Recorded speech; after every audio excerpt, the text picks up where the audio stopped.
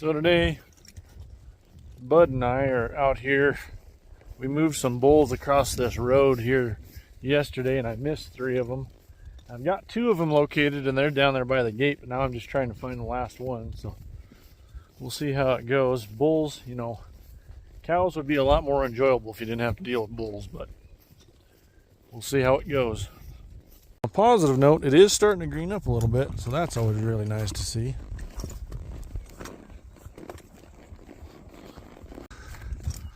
If you can see that jackrabbit right there, that little son of a gun about gave me a heart attack. Little jerk. Well, I found him, and right over there is the fence line. So he's about 300 yards from being as far as he possibly could be away from the gate, but that's how it goes with these bulls. I kind of was wondering maybe if he was crippled or pulled down or something, but he's not, so I don't know why he's so far away from all the other bulls. He's actually a pretty nice bull. He was raised by, their last name's Blue, out of Hewlett, Wyoming. So anyway, got him found. Start heading him to the gate with the other 2. Well, we just about had him all through the gate, and then he decided he was gonna do that. There we go, now, success. So this county road back here that we just crossed, it goes about 30 miles that way before it ends, and there's only about 4 outfits down that way, or 4 families, so to speak.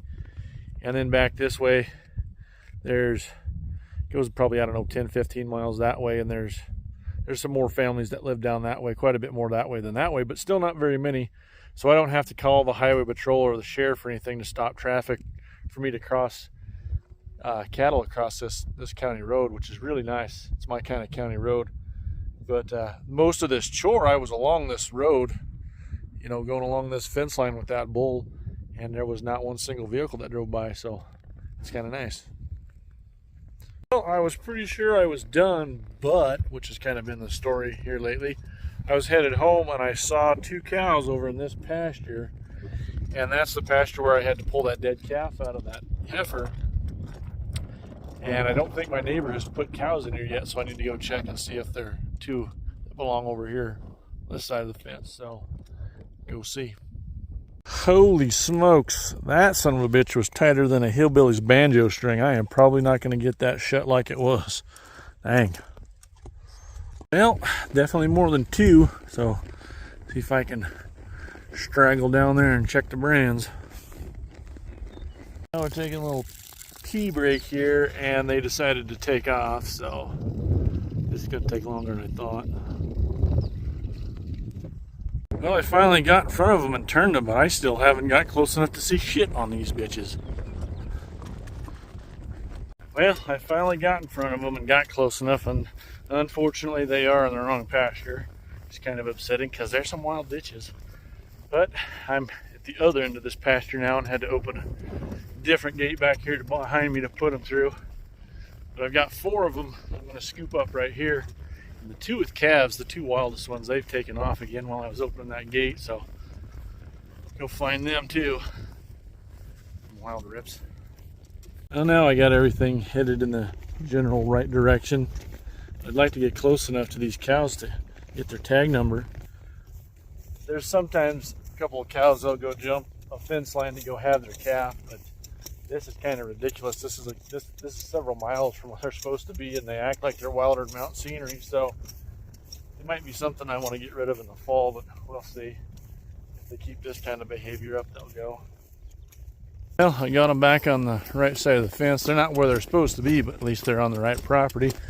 I'm going to ride back and see if any of them had any calves that they left. They didn't act like they had any more calves, but I'm going to go back to the 2 spots they were and check just to make sure.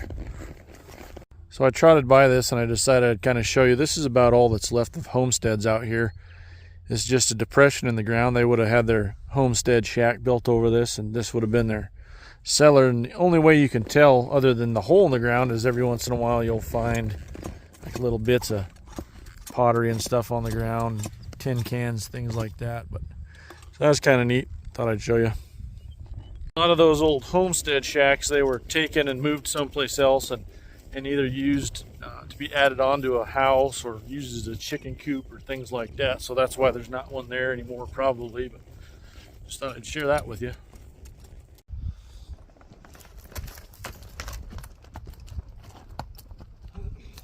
Well, I'm back here where I first spotted those cows, and I looked around pretty good, and I don't see any calves, and none of those cows are coming back trying to bell or anything, so I think I got them.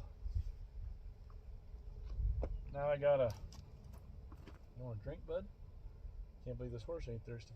Gotta go back to that original gate that I opened, the one that's tighter than a hillbilly banjo string, and shut it.